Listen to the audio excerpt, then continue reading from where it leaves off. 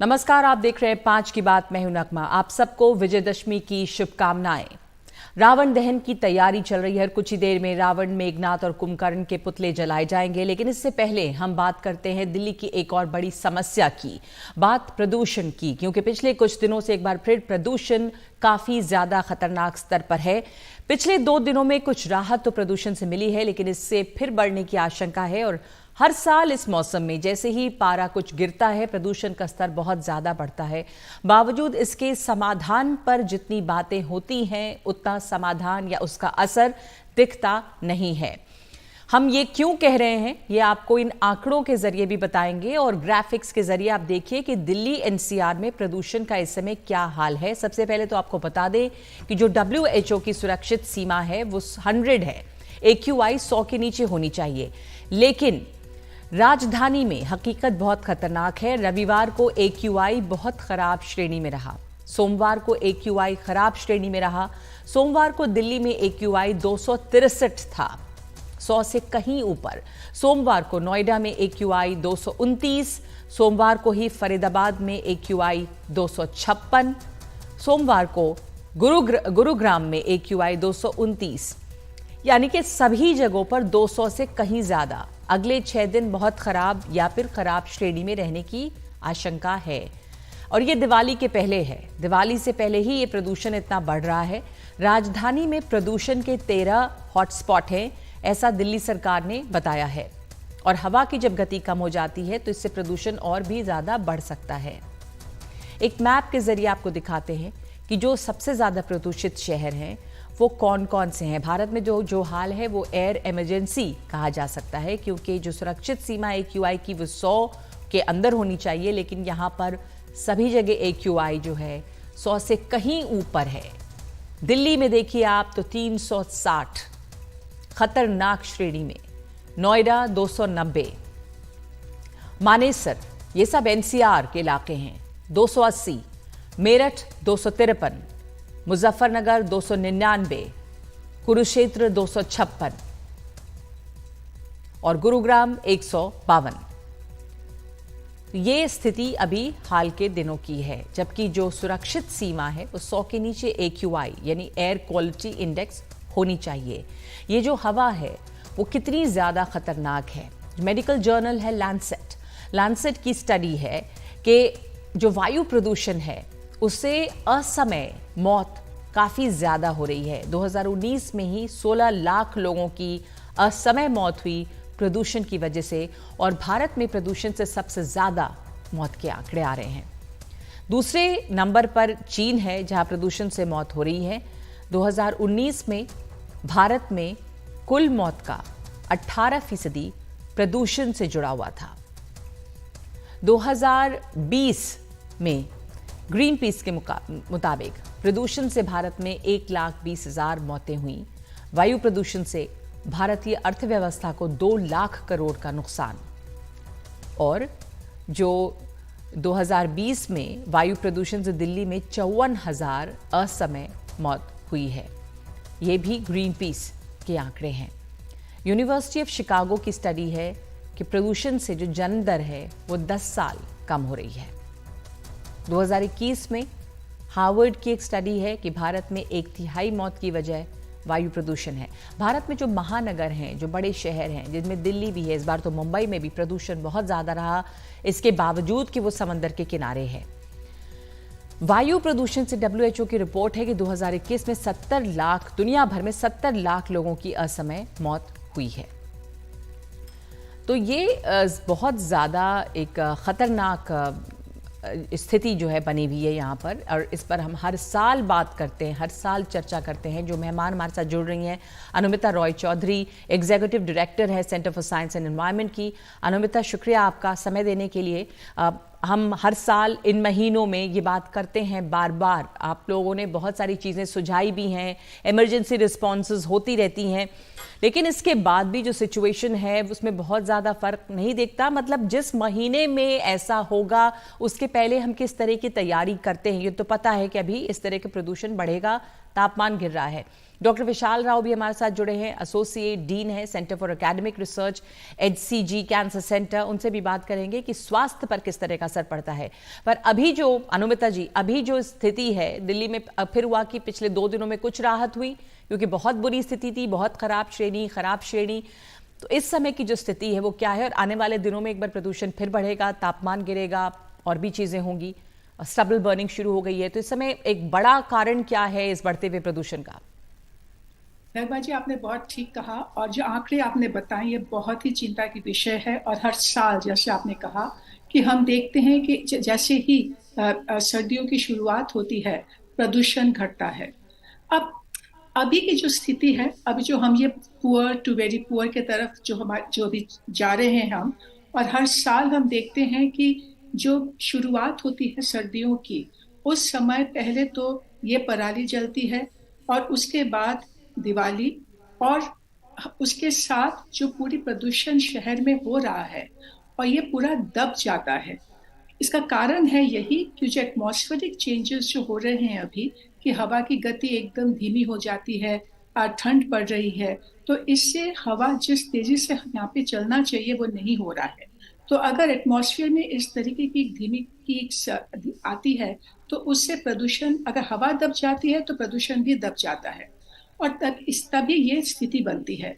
पर ये तो हम जानते हैं हर साल ये एक नेचुरल फिनोमिनन है जो होगा, पर इसके लिए जो प्रदूषण को हमें घटाना है और जिस तेजी से घटाना है वो नहीं हो पा रहा है।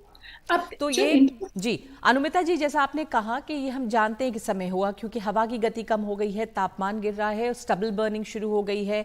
स्टबल बर्निंग के लिए भी बहुत सारी बातें हुई थी कि वो ना जलाई जाए पराली और उसके लिए कुछ और किया जाए, वो भी क्या बड़े पैमाने पर देखा गया? आप लोगों की स्टडीज क्या बता रही हैं कि क्या जो ये पराली जलाने के मामले होते हैं उनमें पिछले सालों के मुकाबले कुछ कमी है या ये वही है? देखिए, अभी तक जो आंकड़े हमारे सामने हैं वो दिखा रहा है कि पढ़ाई के जो आंकड़े हैं वो दिखा रहा है कि घट रहा है, कम हो रहा है। पर कितना घट रहा है, कितना कम हो रहा है, हमें तभी पता चलेगा जब जो पीक सीजन है पराली जलने की, जब वो पूरा चला जाएगा तब हमें पता चलेगा कि ये घटा है कि नहीं। पर तो ये स्थिति अभी जो पीक सीजन नहीं हुआ, ये बस शुरुआत हुई है। अभी ये है कि अभी तापमान शुरुआत कम हुई हुआ और हवा की गति कम हुई, तो हम दिल्ली में ये स्थिति देख रहे हैं कि है, हम उसमें बहुत हमें खराब श्रेणी में आ गए। हाँ, और तो क्या अगर आप अमूमन दिल्ली में भी हवा खराब ही रहती है? क्या रहती है ज्यादातर? AQI क्या 200 और उसके कुछ ऊपर, और इस समय हम 300 के कहीं ऊपर हैं।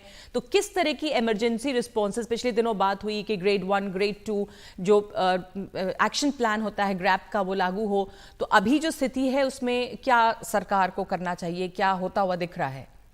देखिए, सरकार की तरफ से तो कहा गया है कि अभी ग्रैप टू, जो एयर कमीशन जो कह रहा है कि वो कह रहे हैं कि अभी ग्रैप टू की स्थिति आई है। पर बात यह है कि देखिए, जब प्रदूषण है शहर में और हम जानते हैं ये आसानी से नहीं जाएगा, उस वक्त हम इमरजेंसी एक्शन इसीलिए लेते हैं ताकि स्थिति और ना बिगड़े, इसीलिए इमरजेंसी एक्शन लिए जाते हैं। और जी, जितना बढ़ेगा उतना इमरजेंसी एक्शन को तो आपको ये और भी जी, स्ट्रिंजेंट तो करना ये पड़ेगा। ग्रैप 2 की स्थिति अगर अभी है, तो यानी कि क्या क्या बंद किया जाएगा या क्या होना चाहिए अभी इसको देखिए, ग्रैप फौरन टू रोकने के लिए? तो अभी उतनी पाबंदी नहीं आती है इस पर। ग्रैप वन और ग्रैप टू का जो मेन मुख्य फोकस होता है वो है कि आप इन्फोर्समेंट को बहुत तेजी से ठीक करें। जो जो कचरा जलाए जा रहे हैं उसको आप बंद करें। कंस्ट्रक्शन एक्टिविटीज में जो भी डस्ट कंट्रोल के लिए जो नियम बनाए गए हैं उसको आप लागू करें। जो धूल उड़ रही है उसको आप बंद करें। और उसके साथ साथ जो गंदे ईंधन जलते हैं दिल्ली और एनसीआर में, उसमें लगाम लाएं। तो ये है जो एनफोर्समेंट है उसको आप बहुत तेजी से ले जाएं। पर यह आसान नहीं है। देखिए, दिल्ली में आज भी 30% दिल्ली में फॉर्मल वेस्ट कलेक्शन का सिस्टम भी नहीं बना है अभी। और इस अगर कूड़ा बाहर कहीं पर भी अगर पब्लिक स्पेस में वो जमा होगा तो लोग उसको जलाएंगे। तो इसका मतलब हुआ कि जो सिस्टमिक चेंज जो कहते हैं कि जो हर साल जो हमें काम करनी चाहिए कि पूरी वेस्ट मैनेजमेंट के ऊपर, कंस्ट्रक्शन मैनेजमेंट, और वेहिकुलर पोल्यूशन अब सबसे मुख्य कारण है दिल्ली में प्रदूषण का। और यहाँ पे जी, हम जानते हैं कि पब्लिक ट्रांसपोर्ट में सुधार नहीं आया है, तो निजी गाड़ियों के ऊपर जो निर्भरता है वो बहुत बढ़ रहा है। तो अगर ट्रैफिक वॉल्यूम को हम नहीं कम कर पाएंगे तो अभी जो वेहिकुलर पोल्यूशन है तो वो सबसे बड़ा कंट्रीब्यूशन है, मोर देन 50%। उसके ऊपर हमें बहुत तेजी से काम करना होगा। जी, डॉक्टर विशाल राव भी हमारे साथ जुड़ गए हैं। हम एक तो ये चर्चा कर रहे हैं कि दिल्ली एनसीआर में, इस बार तो हमने मुंबई में भी देखा, प्रदूषण महानगरों में लगातार बढ़ रहा है और दिल्ली एनसीआर की ही सिर्फ ये बात नहीं है, ये भी है कि जो टॉक्सिक एयर है, जो जहरीली हवा है, वो कैसे हमें धीरे धीरे बहुत बीमार कर रही है और असमय मृत्यु जो होती है वो उसका दर बहुत ज़्यादा बढ़ गया है। तो उसमें बहुत सारे आंकड़े हैं, WHO की स्टडीज़ हैं, जैसे 2019 के एक आंकड़ा था कि वायु प्रदूषण से 16 लाख असमय मौत हुई है। तो वायु प्रदूषण जो बहुत ज़्यादा नज़र नहीं आता जब तक आप बीमार ना पड़ जाएं, वो कितना बड़ा खतरा बना हुआ है लोगों के लिए, किन तरह से डॉक्टर?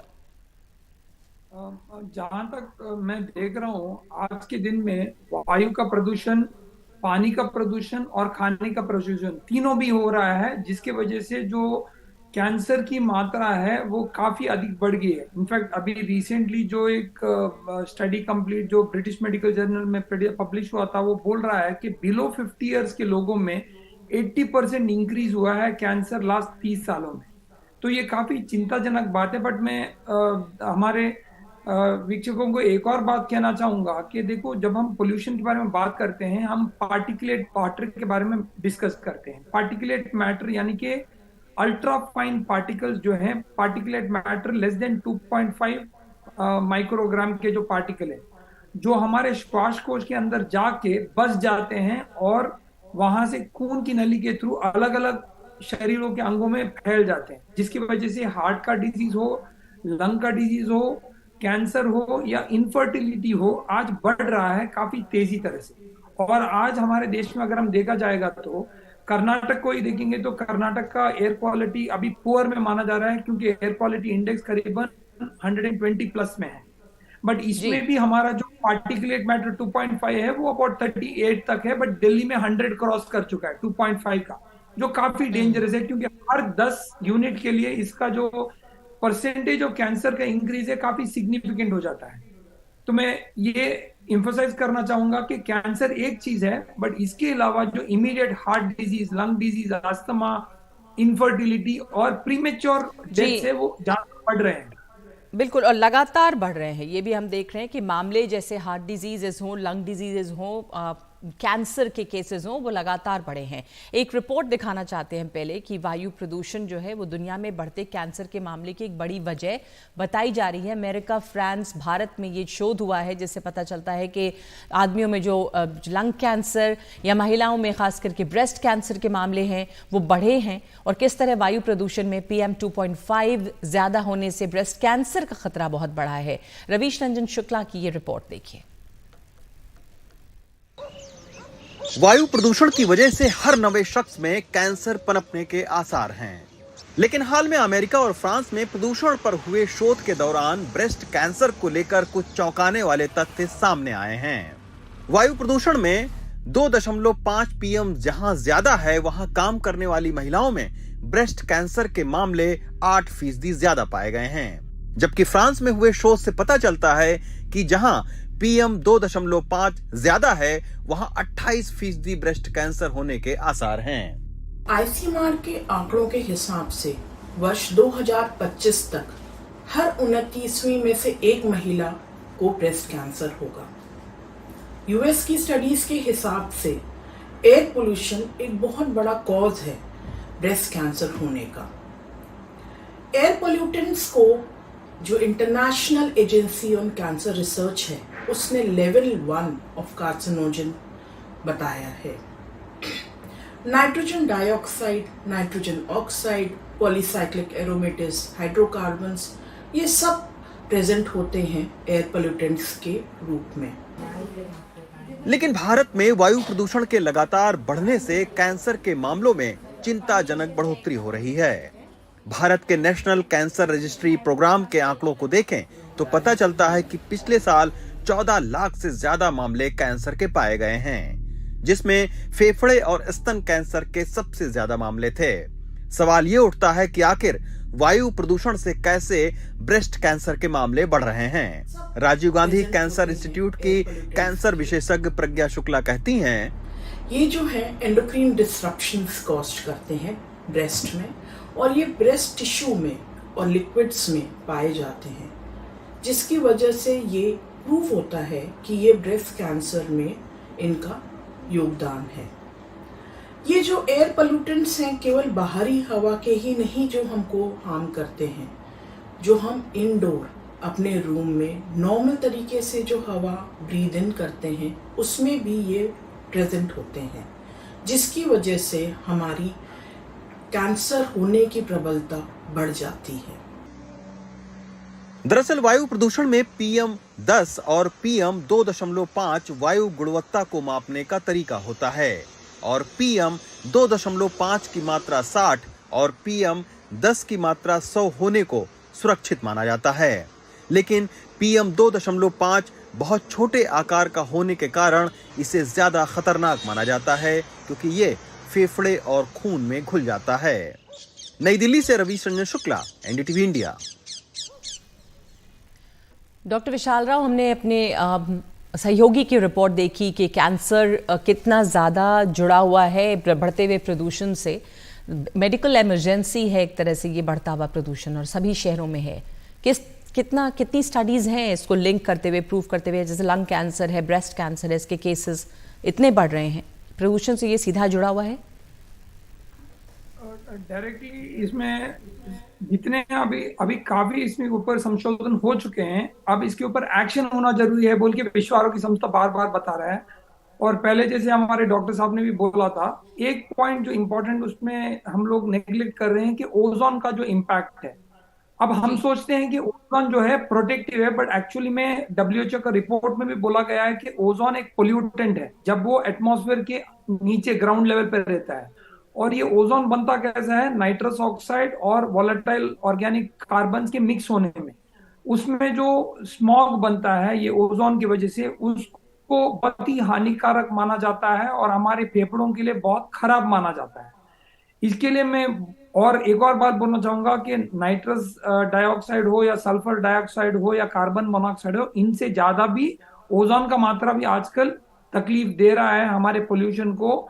और बहुत सारे रिपोर्ट है बड़े पड़े हुए हैं। अब पॉलिसी इंटरवेंशन की बारी है कि हमको जिम्मेदारी लेना है, और ये सिर्फ गवर्नमेंट का काम नहीं है, हर इंडिविजुअल का काम होना चाहिए, हर घर का काम होना चाहिए। ये एयर पोल्यूशन के जो मुद्दा है उसको घर घर में हर आदमी अपने पर्सनली तौर पे अगर लेगा, अपने रिस्पॉन्सिबिलिटी पे, व्हीकल्स को हो या इंडस्ट्रीज को हो, तो उसी तरह से हम लोग इसका बदलाव लेके आ पाएंगे। नहीं तो हम सिर्फ इसके ऊपर रिपोर्ट बनाते जाएंगे बट कॉल फॉर एक्शन नहीं होगा। अब आखिरी सवाल डॉक्टर आपसे, अनुमिता, इस वक्त जो स्थिति हम देख रहे हैं, हर साल ये स्थिति बनती है, पर जो सिचुएशन है, अगर एक एक्सपर्ट के तौर पे हम आप सलाह दें और सरकार माने, तो क्या करना चाहिए था अभी के पहले ताकि ये स्थिति ना बनती? बिल्कुल, देखिए, सबसे बड़ी बात है वो है कि जो साफ हवा के लिए जो मानक बनाए गए हैं उसको तो हमें मीट करना पड़ेगा सबसे पहले। पर अगर अभी की जो एनुअल एवरेज की लेवल है, उस मात्रा से हमें 60% तक पार्टिकुलेट मैटर को घटाना होगा अगर ये साफ हवा के लिए जो मानक है उसको अगर हमें मीट करना हो। तो अब अंदाजा लगाइए कि क्या हमें करना होगा ये प्रदूषण को खत्म करने के लिए। सबसे बड़ी बात है कि जैसे मैंने कहा कि वेहिकुलर पोल्यूशन और जो ये गंदगी जो कचरा जो हम जला रहे हैं, जो गंदे ईंधन इस्तेमाल हो रहे हैं इंडस्ट्रियल यूनिट्स में, NCR में, और जो सबसे जो कंस्ट्रक्शन एक्टिविटीज हो रहे हैं, तो एक्शन प्लान तो बन चुका है, पर उसकी इम्प्लीमेंटेशन इतनी सख्ती से हमें करना है। और एक बहुत बड़ी बात ये है कि अगर हमें जो साफ हवा अगर हमें चाहिए तो सिर्फ दिल्ली में ही नहीं, जो आसपास के इलाके हैं, पूरी रीजनल एयरशेड के लेवल पे हमें काम करना होगा। जो हम हमेशा कहते हैं कि जैसे हमने पैंडेमिक में हार्ड लॉकडाउन के समय हमने देखा था हवा कितनी जल्दी साफ हुई थी, पर उस वक्त पूरी एक्टिविटी, पूरी इकोनॉमी को हमें बंद करना पड़ा था, पर वो तो हम नहीं कर सकते। तो जो करना होगा हमें वो है पूरी रीजनल लेवल पे vehicles, industry, power plants, waste, ये हर मुख्य सोर्सेस ऑफ पोल्यूशन के ऊपर हमें बहुत सख्ती से काम करना होगा। और यही आगे बढ़ के हमें देखना होगा कि सिर्फ जो इमरजेंसी एक्शन से हम इसको सॉल्व नहीं कर पाएंगे। पूरे साल भर हम जी सिस्टम लेवल पे काम करना होगा। नहीं, सही कह रही हैं आप कि एक सिस्टमिक चेंज जो है, बदलाव जो है वो आना ज़रूरी है। इमरजेंसी मेजर्स जो होते हैं, आपातकाल जो हम एक्शन लेते हैं, वो बस अभी 2 दिन पोल्यूशन ज़्यादा है तो उसको रोकने में काम कर सकता है, या कम करने में, रोकने में तो नहीं, कुछ कम हो जाएगा। लेकिन ये स्थिति हर साल आती है और इसके लिए सिर्फ दिल्ली में क्या है, गुड़गांव में क्या है, राजस्थान, उत्तर प्रदेश, ये नहीं, पूरे क्षेत्र आसपास के जो इलाके हैं वहाँ पर एक कार्रवाई हो, जो मुख्य सोर्सेज हैं पोल्यूटेंट के, वहाँ पे कार्रवाई हो और सख्ती से इम्प्लीमेंट किया जाए, तभी इससे कुछ बचाव हो सकता है। एक हेल्थ इमरजेंसी भी है ये एयर इमरजेंसी जो है। धन्यवाद आप दोनों का, डॉक्टर विशाल राव और अनुमिता रॉय चौधरी, हमारे साथ जुड़ने के लिए। इस पर हम बातचीत करते रहेंगे ताकि ध्यान कानून बनाने वालों का, लागू करने वालों का इस पर जाता रहे कि ये लोगों के स्वास्थ्य का सवाल है और इससे बहुत ज़्यादा खतरा बढ़ रहा है। 5 की बात में इस वक्त एक ब्रेक ले रहे हैं हम। ब्रेक के बाद देखेंगे हमास ने रखी है बंधकों की रिहाई के लिए शर्त।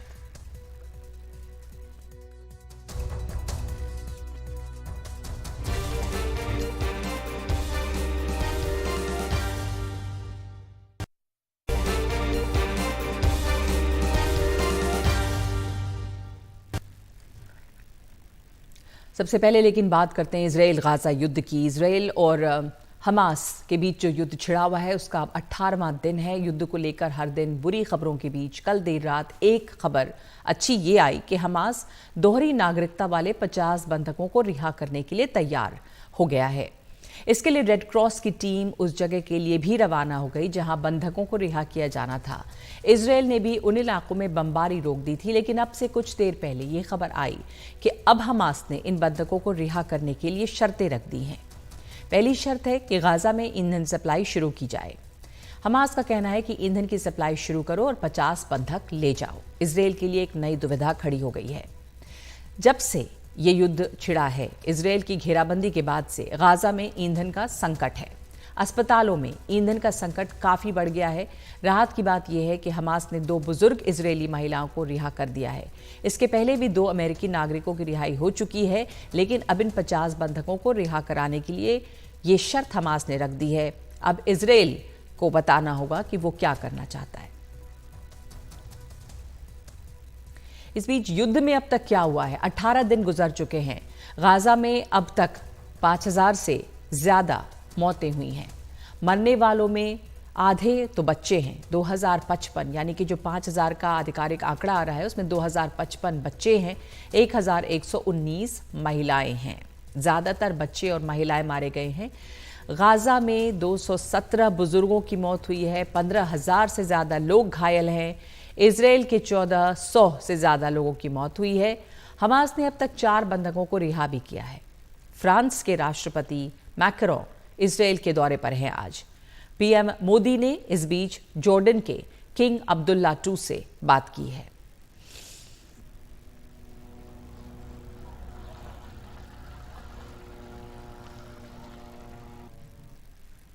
और एक ब्रेक ले रहे हैं। ब्रेक के बाद आज विजयदशमी के मौके पर अब से कुछ देर बाद रावण दहन होगा। दिल्ली में खास करके रामलीला ग्राउंड पे काफ़ी रौनक होती है। एक ब्रेक के बाद आपको दिखाएंगे। आज आपके बीच के अंदर होगी।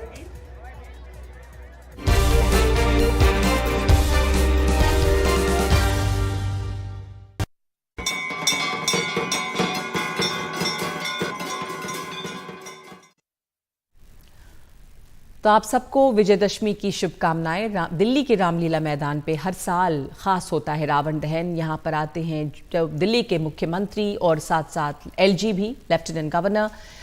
इस बार LG VK सक्सेना होंगे और मुख्यमंत्री अरविंद केजरीवाल। और साथ साथ खबर यह है कि एक्ट्रेस कंगना रनौत भी इस लवकुश रामलीला में शामिल होंगी। यहाँ पे रावण, कुंभकर्ण और मेघनाथ के पुतले जलाए जाएंगे।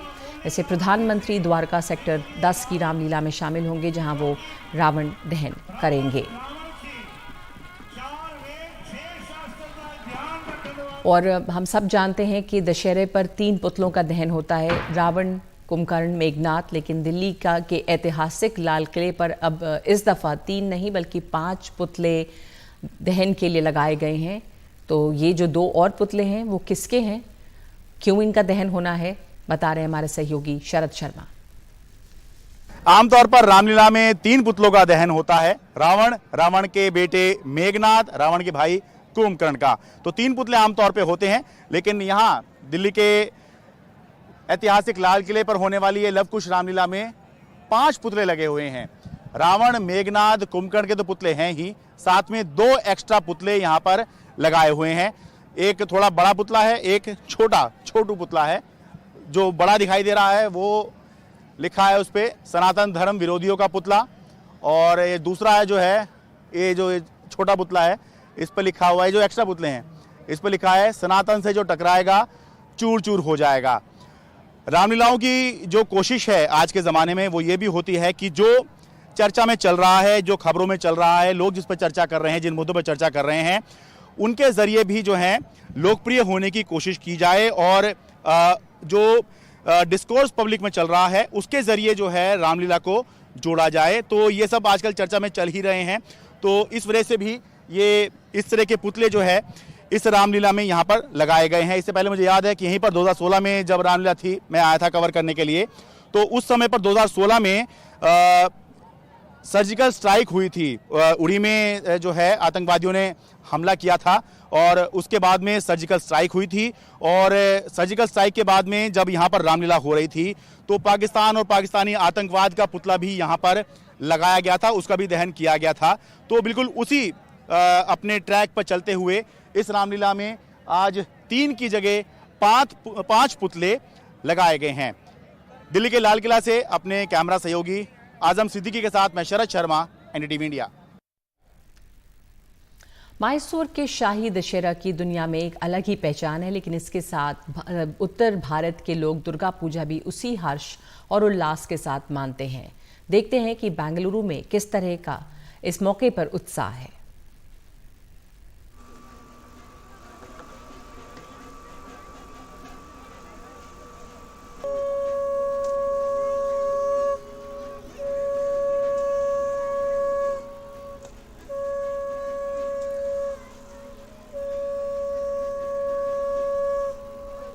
तो मैसूर का जो दशहरा होता है वो हमेशा बहुत ख़ास होता है। एक शाही दशहरा यहाँ पे मनाया जाता है। दुर्गा पूजा की भी धूम यहाँ पर देखी जाती है। इस समय हम आपको और भी तस्वीरें दिखा रहे हैं। प्रधानमंत्री मोदी जो हैं वो रावण दहन के लिए पहुँचे हैं द्वारका। तो ये आप तस्वीर देख रहे हैं द्वारका सेक्टर 10 में जो रामलीला होती है, वहाँ पे प्रधानमंत्री गए हैं इसमें इस बार रावण दहन के लिए। तो यहाँ से सीधी तस्वीरें हम आपको दिखा रहे हैं।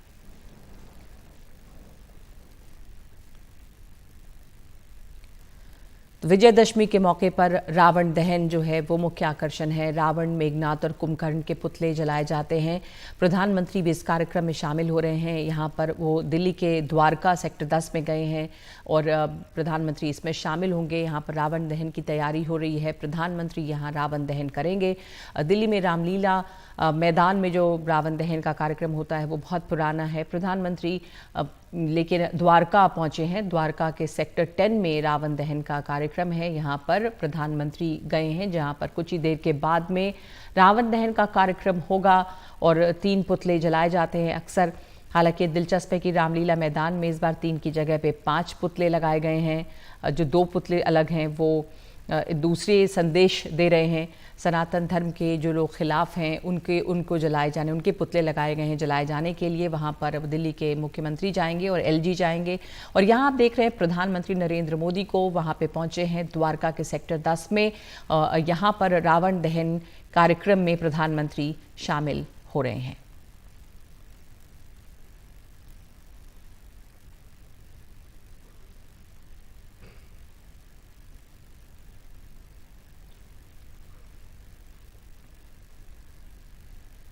जो पूजा अर्चना है वो यहाँ की गई प्रधानमंत्री द्वारा।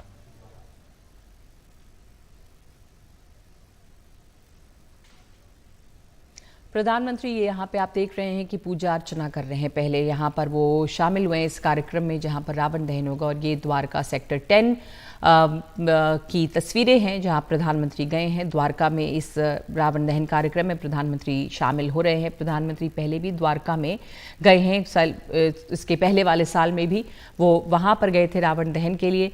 तो अभी आप देख रहे हैं कि प्रधानमंत्री नरेंद्र मोदी वहां पहुंचे हैं और पूजा अर्चना जो उन्होंने की है उसकी तस्वीरें आ रही हैं। उसके बाद कार्यक्रम की शुरुआत होगी, जो खास कार्यक्रम होता है आज के दिन विजयदशमी के मौके पर रावण दहन का, यानी कि जो अच्छाई की जीत होती है बुराई पे, इसे दर्शाता है रावण दहन, जिसमें रावण के पुतले को जलाया जाता है। मेघनाथ और कुंभकर्ण के पुतले का दहन किया जाता है।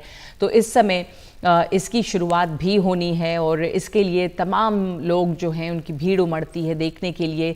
अब 9 दिन की पूजा के बाद में एक कार्यक्रम जो विजयदशमी का होता है, जिसमें कि रावण के ऊपर जो बुराई है जिसका प्रतिनिधित्व यहाँ पे रावण का पुतला करता है, उस पर अच्छाई की जीत को दिखाया जाता है। रावण दहन के इस कार्यक्रम के साथ ही ये दिखाया जाता है कि एक बार फिर से अच्छाई की जीत हो रही है बुराई पर, और ये एक बहुत बड़ा संदेश, बहुत बड़ा एक संदेश जाता है तमाम लोगों में। इसका खास महत्व है और बहुत सारी रामलीलाएँ हैं दिल्ली में भी जो बहुत पुरानी हैं। जैसे रामलीला मैदान है दिल्ली का लाल किले के पास, जो जहाँ पर एक बहुत पुरानी रामलीला होती है, और रावण दहन का कार्यक्रम यहाँ पर हमेशा बहुत ख़ास होता है। प्रधानमंत्री नरेंद्र मोदी द्वारका पहुँचे हैं।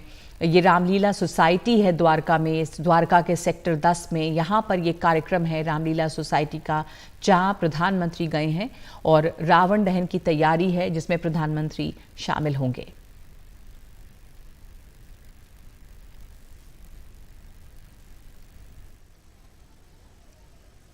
ये दिल्ली के द्वारका की तस्वीर है, द्वारका सेक्टर 10, जहाँ पर ये रामलीला सोसाइटी है द्वारका में, और तमाम लोग यहाँ मौजूद हैं इस कार्यक्रम को देखने के लिए। एक खासी भीड़ है, एक बहुत बड़ा जन सैलाब यहाँ पर नजर आ रहा है। अभी आप देख रहे हैं स्टेज पे प्रधानमंत्री पहुंच चुके हैं और कुछ ही देर में ये रावण दहन का कार्यक्रम जो है उसकी शुरुआत होगी। हमारे देश के प्रधानमंत्री माननीय श्री नरेंद्र मोदी जी का एक बार जोरदार तालियां वहीं से खड़े होकर बजाइए, और आप तक उनकी ऊर्जा स्वयं पहुंच जाएगी, क्योंकि वो स्वयं केदार के भक्त हैं और वो आज यहाँ आए हैं हम सबका मानवर्धन करने के लिए। तो इस उद्घोष के साथ आप अपनी जगह लीजिए। जय श्री राम। आप अपने स्थान पर विराजिए, जिससे कि हम अपने आए हुए अतिथियों का स्वागत कर सकें और उनकी ऊर्जा को स्वयं में धारण कर सकें। आज अत्यंत खुशी का दिन, प्रसन्नता का दिन हम सब के लिए, क्योंकि मंच पर वो हैं जिनको कि आप और हम सब नमन करते हैं, जिनको हम माननीय प्रधानमंत्री श्री नरेंद्र मोदी जी तो कहते हैं, पर हमारी परिवार की माताएं नमो कहती हैं, अर्थात जिनके नाम में नमन है। तो एक बार जोरदार तालियां बजाकर नमन भेजिए अपने परिवार का, और हमारे मुख्य संरक्षक श्री राजेश गहलोत जी का भी नमन भेजिए, क्योंकि आज इस दरबार को सजाने में उनका भरपूर सहयोग रहा है। आइए इस रामलीला द्वारका श्री रामलीला सोसाइटी के इस तृतीय वर्ष में और आयोजन के इस 11वें वर्ष, 11 अंक ऐसा जो प्रसन्नता का सूचक, अभिनंदन का सूचक, प्रेम का सूचक, सगन का सूचक, और सगन देने कौन आए हैं, प्रेम बांटने कौन आए हैं, इस देश के माननीय प्रधानमंत्री श्री नरेंद्र मोदी जी। हम द्वारका श्री रामलीला सोसाइटी की तरफ से आपका स्वागत करेंगे।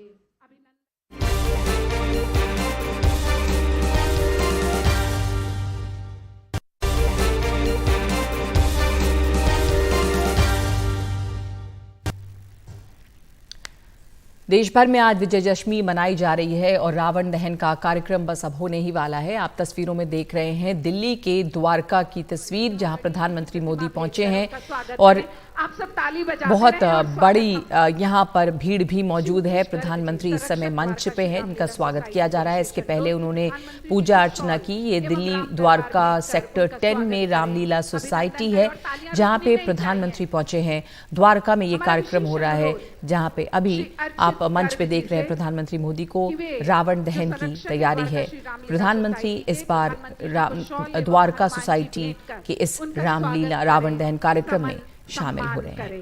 और आपकी तालियां बजती रहनी चाहिए। सम्मान किया श्री प्रवेश वर्मा जी, श्री राजेश गहलोत जी, श्री राजीव सोलंकी जी, श्री नागेंद्र सोलंकी जी, हंसराज गोयल जी, मुकेश गर्ग जी।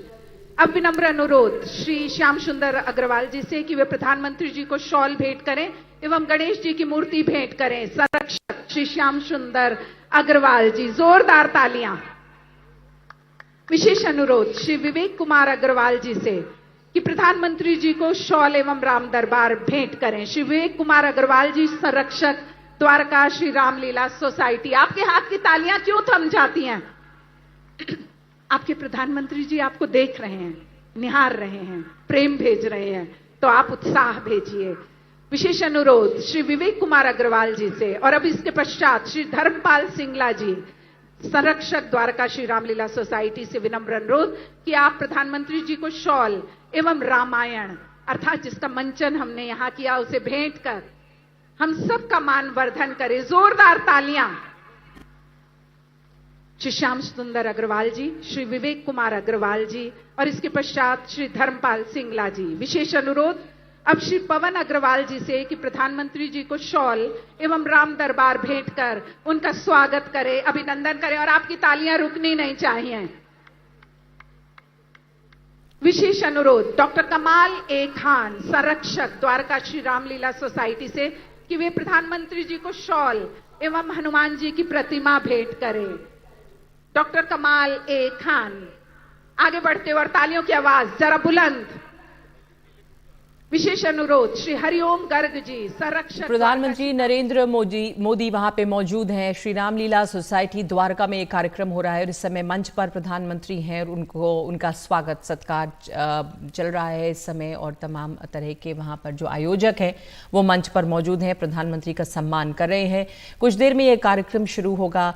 आज विशेष आकर्षण रावण दहन का है, जिसके लिए यहाँ पर बड़ी तादाद में लोग जुटे हुए हैं। प्रधानमंत्री दिल्ली के द्वारका सोसाइटी के इस रामलीला कार्यक्रम में शामिल हुए हैं। आज रावण दहन का कार्यक्रम यहाँ पर होने वाला है, जिसमें प्रधानमंत्री हिस्सा ले रहे हैं। तो कुछ ही देर में हम वापस लौटेंगे इन तस्वीरों पर ब्रेक के बाद।